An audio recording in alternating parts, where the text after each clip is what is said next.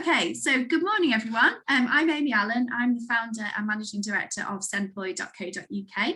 Senploy is a go-to career site for everything you need for a career in SEND. And this morning, I'm really excited because we're launching a series of SEND sessions with Steph. And Steph's going to tell us a bit more shortly about herself, but we really want to partner Steph and use her first-hand knowledge and expertise as a SEND advocate to ensure that we as a business are really delivering what we can, and so that we're in tune with those who work in special education, health and social care for children and young people. We really want to make sure we're in touch with the beneficiaries of the Senploy service. And this really is the children and young people who are the end users of what we do and what we deliver, and their outcomes are directly impacted by the people that we can source to work in SEND. So it's really important for us to make sure those synergies are in place. So here we go. I'm really excited. Hi, Steph. It's really nice to Hi. Hi, everyone. Hi. Do you want to give everyone a bit of an introduction about yourself? So, hi, everyone. I'm Steph. I'm 28 years old. I have a physical disability called cerebral palsy. This was something I was born with. Means I can't walk, so I use a wheelchair to get around. I'm the founder of the Butterfly Princess SEND initiative. I founded this in 2018. Firstly, I started it as a hobby, going around different businesses, as a hobby, interviewing people about different aspects of their business, for like events and stuff. But since COVID hit and restrictions were put in place, I had to sort of rethink my initiative, and that's where I thought of the SEND initiative, because obviously living with a physical disability myself, and when I was in education, I had SEND needs myself. I had a scribe. I had extra time in exams and so forth, and other classroom assessments. So I have a lot of first-hand knowledge of SEND and what it's like to access services around SEND. So just that I'd use advertise to the SEND industry and see what came about. And luckily, this is one of many connections with that I'm helping build my initiative with.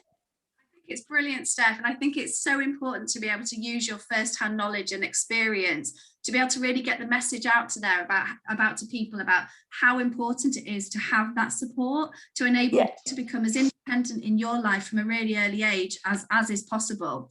So the Butterfly Princess SEND initiative, tell me why Butterfly Princess? Where's the name from?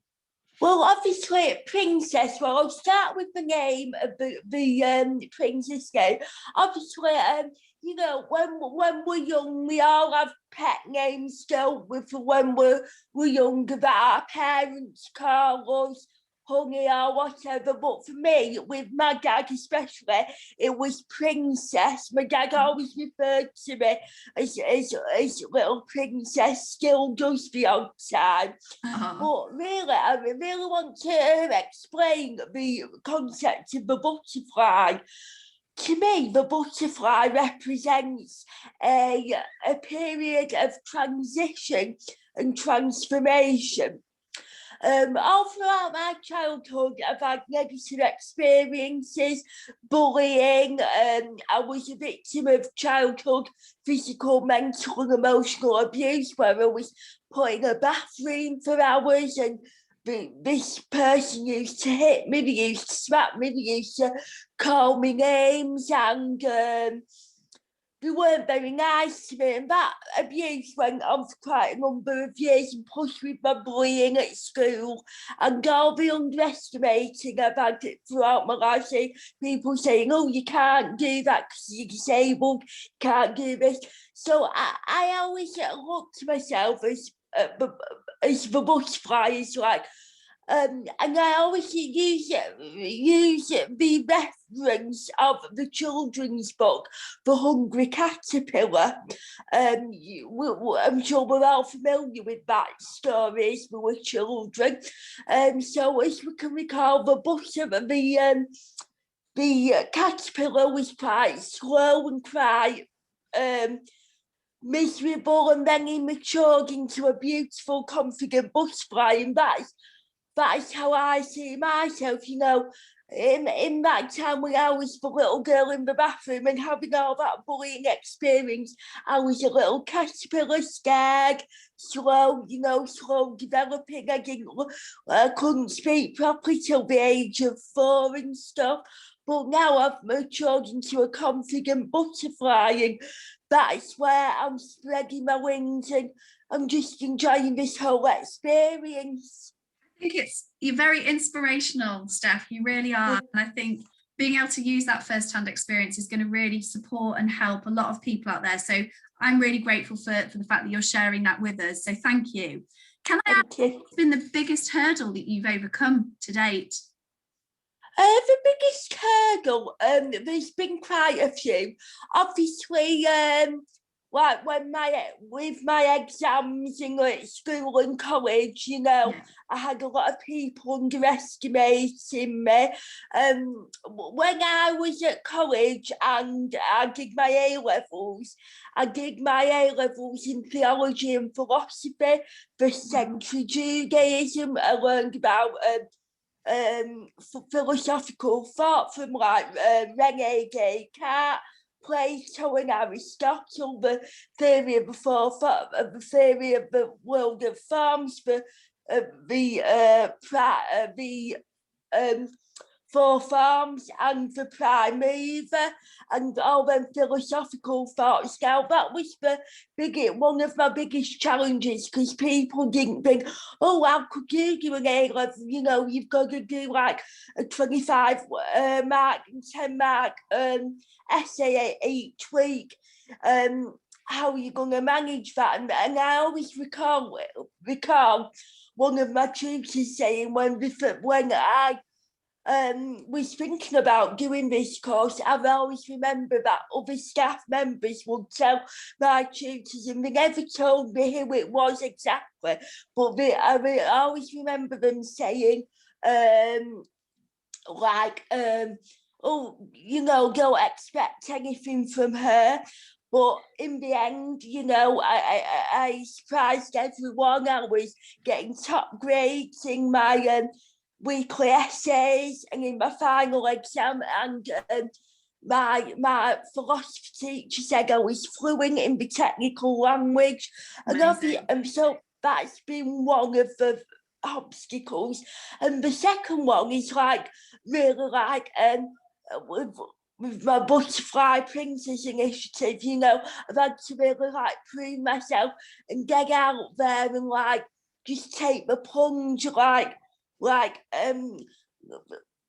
it's about time that disability is seen in a more positive light than something that's still seen today as a burden in society. I want to be that positive role model. It's not just people with SEND needs, but to everyone who will listen to my message, really.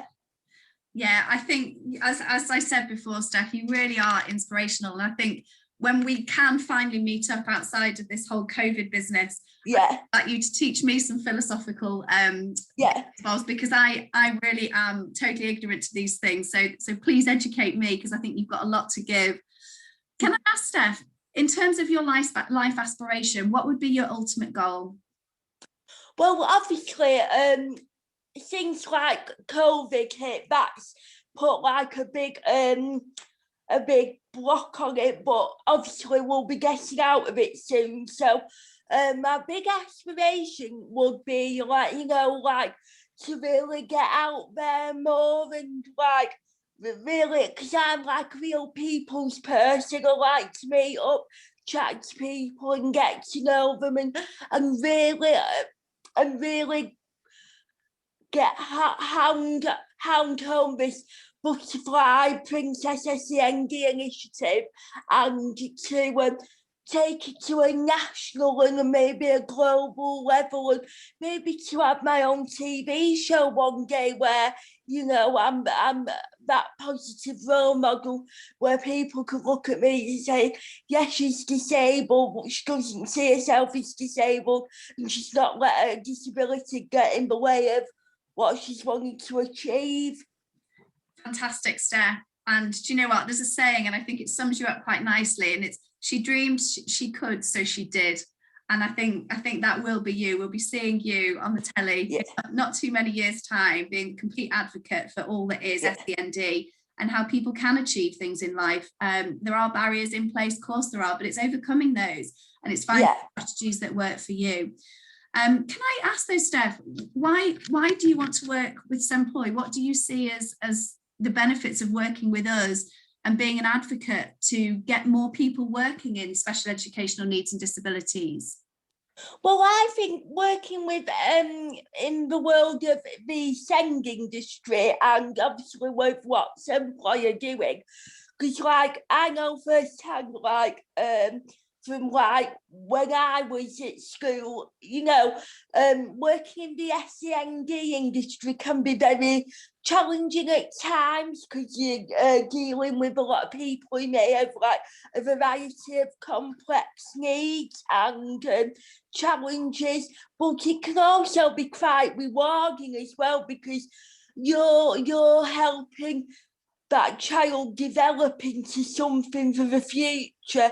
And in the world of SEND, you know, the little achievements that obviously people without SEND need take for granted, then I think those steps that are taken with SEND pupils and children and adults are something that should be really celebrated. I always say that it's not how the challenge, it's not about the challenges that were presented to us that make us who we are, but it's all about how we are presented with them challenges, but it's about setting a real high standard and saying, I can achieve this, and the moment that you've achieved that obstacle, that will show you the path in which you want to go down in life. Absolutely, Steph, and every step is a learning curve, isn't it? And when you've overcome the hurdle and you come up to the next, you'll overcome that, and you're just one of those people that will keep on overcoming those hurdles as you face them. And I think you're right, you are a massively positive role model for so many people out there. So I'm really, really proud to be working with you. So thank you for giving us the opportunity to work with you. So next week, we're going to explore more about your school life and gaining an education and how support workers helped you with that. So I'm really looking forward to that session as well, Steph. Thank you. Thanks ever so much. Bye. Bye.